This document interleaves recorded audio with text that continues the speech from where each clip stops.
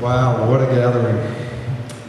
We had a service 2 weeks ago in San Francisco. It was very sweet, and I'm going to share some of the remarks that I made at that time. I'm leaving out some San Francisco specific things. So what I'd like to accomplish is three things.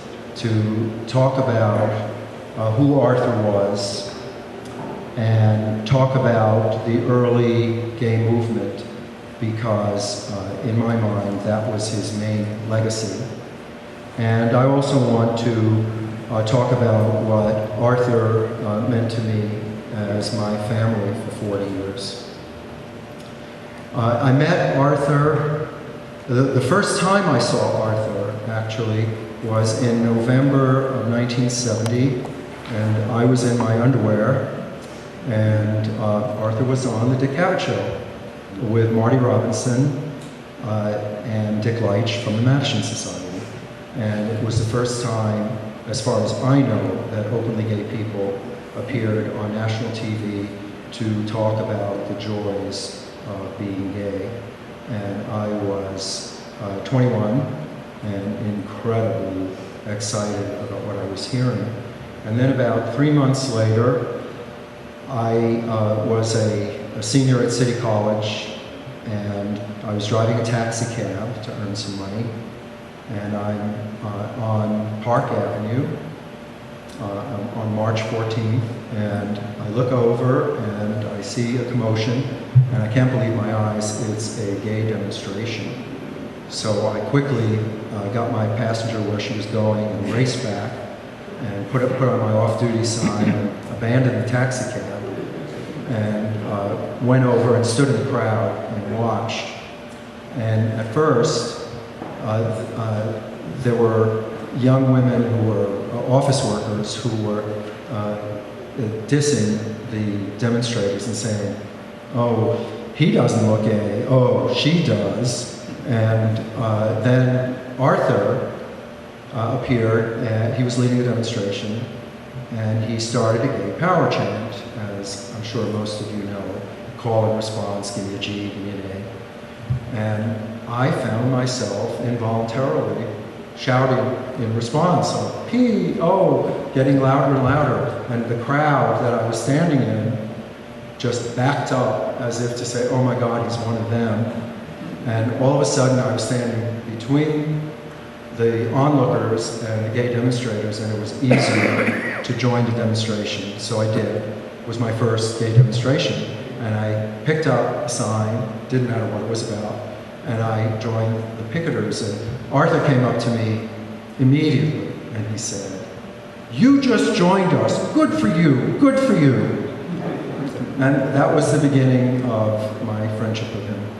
The next thing I knew, because nobody told me what was going on, we were racing into the building and up to the top floor where the executive was and staging a sit-down, and then people were being arrested, and always the cops came and people were asked to leave, and if you didn't leave you'd get arrested. So that was planned, and then there would be press and a court event.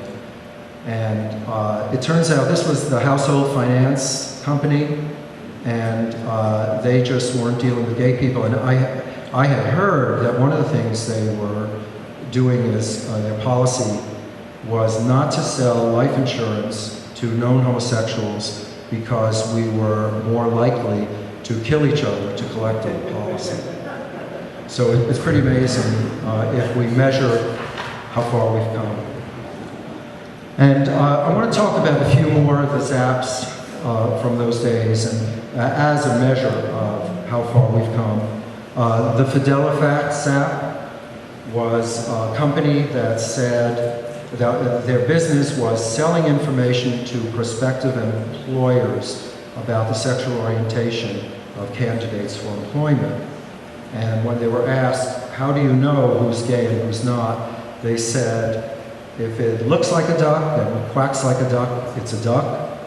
So the next thing they had in front of their office was a demonstration led by I believe it was Marty Robinson in a duck costume. So there was a lot of creativity and theatrics. There was a demonstration against Park West, which was a housing development on the Upper West Side owned by Alcoa. And their policy was not to rent apartments to two same-sex people who didn't have the same last name. And this was an example, because they said they were likely gay and crime would go up in the development. And now this is a really good example of how homophobia affects everyone, because were there not young college students just who needed to live together for the economics, but if, you know, they were being discriminated against? And I remember our chant at that demonstration, it was owned by Alcoa, was, "We will not be foiled by Alcoa."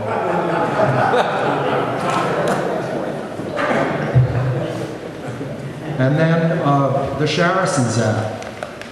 We had, Intro 475 had been introduced. It was a bill the first bill in the country to give protection to gay people in housing, employment, and public accommodations. And they refused to call hearings on it. So one night at the firehouse on a Saturday night, the dance was ended a little early, and I believe 1,000 people happily were led over to the condo of the chair of the committee, who was refusing to call the hearing. And we chanted and screamed, 1,000 people in the lobby, waking up all his neighbors, and people got arrested. And that, I believe it was the following week when a date was announced for the beginning of the hearings. So that's what we had to do. And it really emboldened us to see the results of our direct actions. And I'm sure, like me, many of you are very excited about Occupy Wall Street, and it's in some ways reminiscent of what we did. And one of the things I feel really proud of is that at the firehouse we had a meeting about the bill, because our opponents were trying to weaken it by dividing us, by saying it couldn't apply to cops or people who worked in the fire department or drag queens. And I remember after a long debate, a very principled debate, we voted that if it was amended in any way, that we would actively oppose the bill to exclude any part of our community. So I've always remembered with pride that we had accomplished that. So the strategy of the organization, there were many people involved in this. I would say that there were probably few people as responsible as Arthur for launching the gay movement. He had both a wonderful sense of the big picture as well as strategies and tactics of how to get there, and the ability to articulate them. So these are not specific to Arthur, but he had a great hand in it. GAA would be a one-issue organization, and we would hold the homophobes accountable for the harm they did to us, and we would disrupt business as usual in a non-violent, theatrical manner to catch the attention of the public. And we always educated the public with flyers why we are here. And we would embarrass them for their absurd policies. For example, Connecticut had a policy of not giving driver's licenses to known gay people. And New York City would not allow someone to drive a taxi cab, even though somehow I slipped through, without being seen by a psychiatrist who would certify that they were not a threat to the public. And of course, as we know, the movement itself had its beginnings as a result of a law that forbade the selling of alcohol to known homosexuals. So that meant that organized crime got involved as an intermediary in running the gay bars and payoffs. You know, that's well known. So the whole idea was to make it easier for the homophobes to do justice by us than to withhold. And what did we accomplish? We launched a movement that has changed the world. For heaven's sake. Thank you. You know, I did not expect to live to see places like Spain having gay marriage. So we saw a lot of policy changes over the 40 years. As much as needs to be done, we should never take that for granted. Gay people were electrified by seeing each other in the media and our visibility, and it just caught on like wildfire. And we felt better about ourselves. We had an expression, a zap a day keeps the shrink away, remember that? You know, the idea that these zaps, these actions against the homophobes would restore our emotional and well-being after so many years of all the internalized homophobia. And we became empowered to see our actions result in change, so that many of us have remained activists all these years in many different arenas. And everyone benefited. As I said with the Alcoa Zap, it wasn't just gay people. You just had to be perceived to be gay. So it was a gift to the culture beyond the LGBT community. And in addition, even though GAA has long ceased to exist, our children are out there. Lambda Legal was a direct result of members of GAA and NGLTF, and even PFLAG, Morty Manford's mom, the parents and friends of lesbians and gays. Even GLAAD was started by a majority of GAA veterans. And the term homophobia came from Weinberg, who wrote Society and the Healthy Homosexual, and he was associated with GAA. And the Lambda, of course, by Tom Dorr, was a symbol to get people to ask us, what does that mean? And we could explain, oh, a symbol of gay liberation. So it was a way of coming out. So one other thing I want to say about the politics of this before we show a clip from which Jeffrey Schwartz was kind enough to make available. It's from the new movie Vito, about Vito Russo, which I'm sure many of you either have seen or know about. It'll be released shortly. And that is, I feel that my life now, I benefit from all the work that was done then.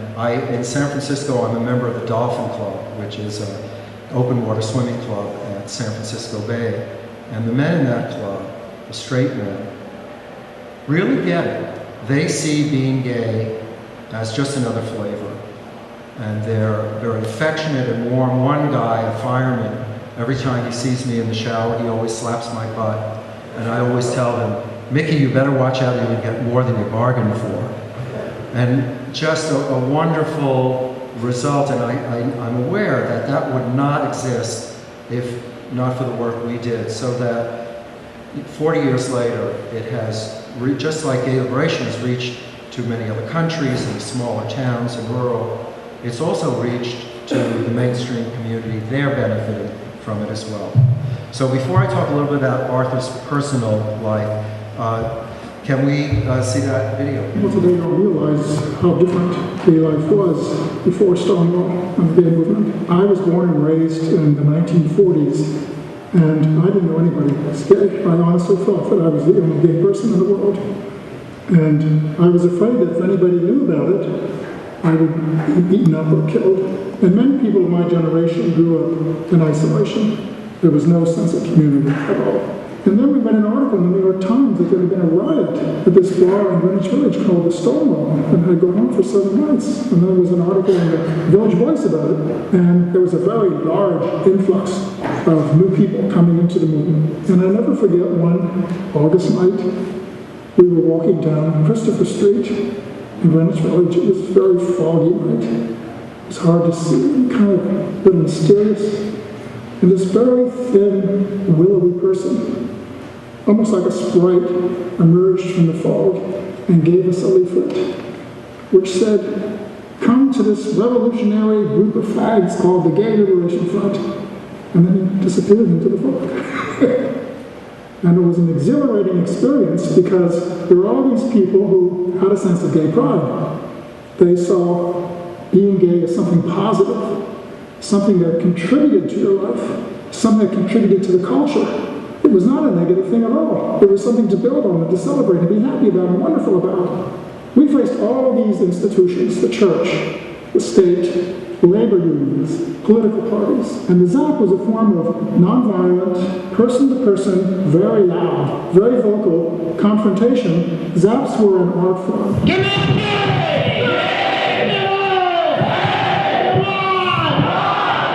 In 1971, the clerk of New York City went out of his way to make gratuitous homophobic remarks to the New York Post about same-sex marriage. So we decided to raise his consciousness a little bit. This is not a question of making appointments. We are here demanding retraction of this slander and demanding that he represent gay people who pay his taxes. And we are not going to take no for an answer from anybody. You want an invitation to our reception? Here, you're invited. We brought him a wedding cake, and we sang about the joys of same-sex love. And when people called in, I said, well, we're only issuing licenses to homosexuals today. Are you a homosexual? Yes, we took over the office and having a great party. Why don't you come down? Free marriage license is free. We have a wedding cake here. It's really great. The struggle for gay liberation is basically a struggle for humanism. What we are saying is the definition of humanity that has been imposed on the world for so long is too narrow. And we can't go on anymore pretending that it's just this small minority of people who have a certain skin color and who live in a certain way and practice a certain sexuality and have a certain color. It's much richer than that. Well, I feel that I'd like to see a revolution. Even though a lot remains to be done, I'm very grateful that I live to see the positive things that have happened. And the most significant of all is the creation of community. We were as many then as we are now, but we weren't connected to each other. Now many of us are connected to each other. We created a culture and community. I think that's a pretty good accomplishment.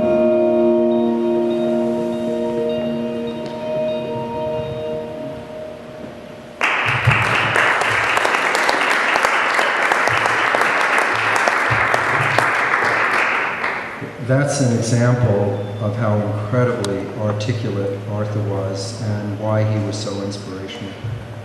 So I want to talk a little bit about who Arthur was in his personal life. He had 5 lovers, long-term partners in his life, and I realized 4 of them were Jewish, bless his heart. He moved west in April of '72. And he and his partner, Jacob Schrader, went to Seattle and they bought some land on the Canadian border in Washington, which they called New Sodom, because the name was not yet taken. And they wanted to homestead. And they spent summers up there, and I with them. And it never, eventually they moved to San Francisco, where Arthur lived and died in his apartment at the corner of Haight and Ashbury. Arthur was a scholar and a writer. He wrote 3 books, Witchcraft and the Gay Counterculture, which was very well received and used in women's studies and still is, and the God of Ecstasy, that Dionysus and Bacchanalian rituals, and then his opus, which was I'm drawing a blank. the critique of patriarchal reasoning. Thank you. And all about how gay issues figure in philosophy. And he did a lot of performance of these pieces in San Francisco. At one point, Arthur adopted the nom de plume, the Red Queen, and he would post flyers, satirical flyers, critiquing both homophobes and the gay community when he felt it needed it. Arthur was anti-orthodoxy, whether it was left-wing or right-wing. He just spoke his mind and didn't care if he was going to be hassled for it. And in fact, he was in San Francisco, but many of us continue to admire him for having such a strong sense of self that he wasn't playing to the crowd. He loved, I'm going to skip this because I don't want to go on too long, just things that he liked, movies, eating out. But what I do want to talk about are my tenderest memories with Arthur. He would come over once a week, and I'd cook a dinner and we'd play chess. And Arthur would refer to it as the Marx Brothers play chess, and or the Blunder sisters. And when we would play, we would periodically, one would say to the other, "Oh, can I take that back?" And the other one would say, of course you can," 6 times during the game. So that by the time we finished, somebody had really, truly won, and not by blunder. And Arthur said, "Nobody would ever play with us," and I hope he was wrong. And Arthur and I owned the Buggery, which was a Volkswagen repair shop, for 7 years. And we really had a great time at the Buggery, and we actually even made a living. At the business was the first time I ever saw Arthur cry. Arthur was not a crier. I, on the other hand, am a big crybaby. And I burned my hand in the gasoline fire, which ended up fine eventually. And when it happened, Arthur just burst into tears, and it really was touching to me. And the only other time that I heard him cry was when it was my role to call him and let him know that Arthur Bell was dead, because I was in New York at that time, and Arthur Bell was his first lover. And another incident with tears, this time mine, was when Arthur was the one to call me to tell me that Dan White had gotten off with a slap on the wrist for the murder of Moscone and Milk, and I started to cry. And Arthur said to me, somewhat harshly but correctly, he said, "This is no time for tears, this is time for action." And I met him down at City Hall, and we had a riot. And at New Sodom, once we were out at this beautiful vista point, and there was a double rainbow. And his partner, Jacob, said to him, Arthur, what does it mean? What does it mean?" And Arthur said, "We're in the right place at the right time." Sorry. And that really sums up Arthur, that he was in the right place at the right time.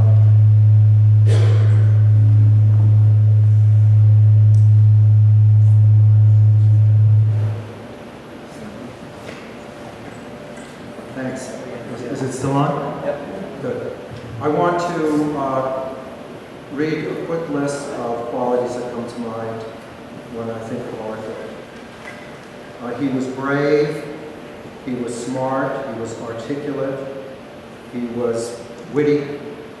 I remember once telling him proudly that I had found a solution to a problem I had, and that when I came in to my apartment, I would take my keys and clip them to the basket on my bike.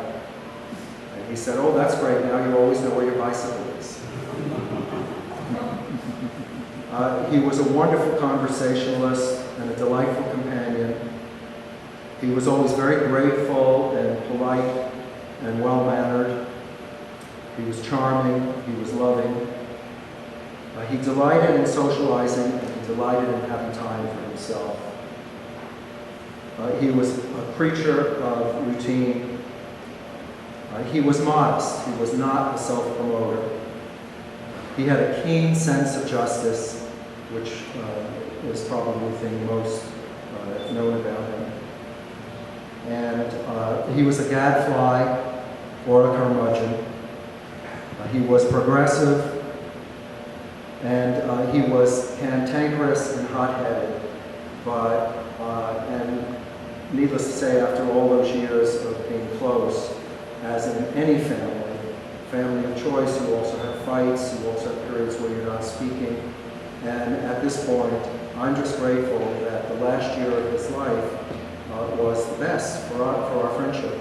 And in death, in dying, Arthur was also a role model. 11 months before he died, he was diagnosed with a massive aortic aneurysm. And he did his research, which informed him that there was a great chance, probably greater than 50%, of being blind or being paralyzed or having a stroke if he had surgery on such a large aneurysm. So he said, "I've had a great life.